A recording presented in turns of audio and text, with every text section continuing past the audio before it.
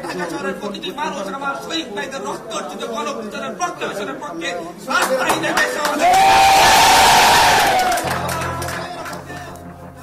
বৈষম্য বিরোধী ছাত্র আন্দোলনের অনেক কর্মকাণ্ডকে ভালোভাবে নিচ্ছে না বিএনপি। ইতিমধ্যেই তাদের কাজকর্ম নিয়ে প্রশ্ন তুলেছেন দলটির নেতারা। বৈষম্য বিরোধী ছাত্র আন্দোলন আসলে কি করছে এবং ভবিষ্যতে কি করতে চায় তা নিয়ে বিএনপিতে এক ধরনের ধোঁয়াশা সৃষ্টি হয়েছে। বিএনপির ধারণা, বিভিন্ন কর্মসূচি ও দাবির মধ্য দিয়ে বৈষম্য বিরোধী ছাত্র আন্দোলন মূলত রাজনৈতিক দলগুলোকে মাইনাস করে দেশে অরাজকতা সৃষ্টির চেষ্টা চালাচ্ছে। কেউ যদি মাথায় উঠে বসে আমরা তাকে মাথা থেকে মাটিতে ফেলে দিতে বিন্দুমাত্র দ্বিধা করব না। গত সোমবার ৩০ ডিসেম্বর রাতে অনুষ্ঠিত বিএনপির স্থায়ী কমিটির বৈঠকে এসব বিষয়ে গুরুত্ব দিয়ে আলোচনা হয়েছে বলে জানা গেছে। রাত ৮:৩০টার সভা শুরু হয়ে শেষ হয় রাত ১১টায়।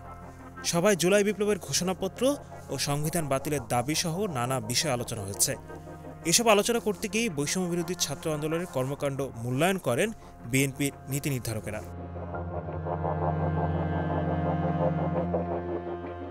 বিএনপি সূত্র বলছে, স্থায়ী কমিটির সভার আগের দিন রাতে রোববার ২৯ ডিসেম্বর সার্বিক বিষয় নিয়ে আলোচনার জন্য অন্তর্বর্তী সরকারের প্রধান উপদেষ্টা ড. মোহাম্মদ ইউনূসের সঙ্গে দেখা করেন বিএনপির মহাসচিব। বিএনপির মহাসচিব মির্জা ফখরুল ইসলাম আলমগীর প্রধান উপদেষ্টাকে জানিয়েছেন, ছাত্ররা এককভাবে জুলাই বিপ্লবের ঘোষণাপত্র দিলে দেশে বিশৃঙ্খলা সৃষ্টি হতে পারে। যদিও এই ঘোষণাপত্রের সঙ্গে সরকারের কোনো সংশ্লিষ্টতা নেই বলে জানিয়ে দেওয়া হয়েছে। বৈষম্য বিরোধী ছাত্র আন্দোলনের নেতাদের পিছনে কারা এবং কাদের পৃষ্ঠপোষকতা রয়েছে সে নিয়ে স্থায়ী কমিটির সভায় প্রশ্ন তোলেন বিএনপি নেতারা। ছাত্র আন্দোলনের উদ্যোগের দৃশ্যমান কোনো পৃষ্ঠপোষক তারা খুঁজে পাচ্ছেন না বলেও জানান। ছাত্রদের সঙ্গে সরকারের সংশ্লিষ্টতা নেই, জামাত ইসলাম জড়িত কিনা তাও তাদের কাছে স্পষ্ট নয়।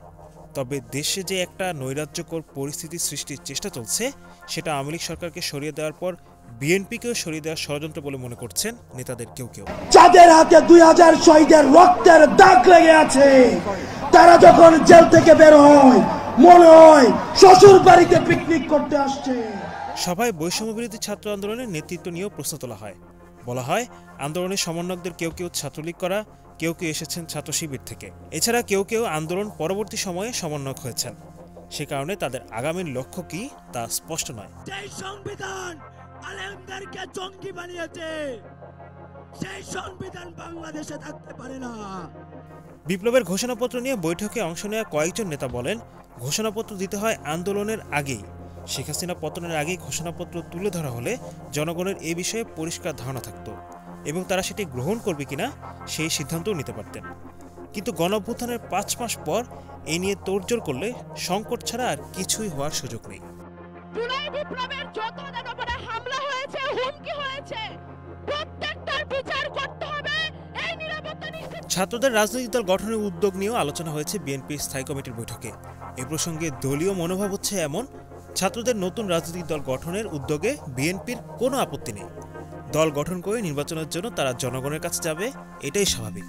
খুর পার্টি এবং পায়ের রক কাটা পার্টি, এরা কারা এদেরকে জনগণ জানে না। বেশ কয়েকদিন ধরে মুখোমুখি অবস্থানে দেশের অন্যতম দুই রাজনৈতিক দল বিএনপি জামাত।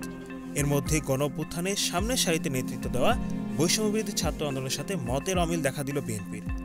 সামগ্রিকভাবে দেশের রাজনীতির ভবিষ্যৎ আসলে কোন দিকে যাচ্ছে, কারাই বা নতুন বাংলাদেশের নেতৃত্বে আসবে তা নিয়ে তৈরি হচ্ছে ধোঁয়াশা। Hello Bangla news desk.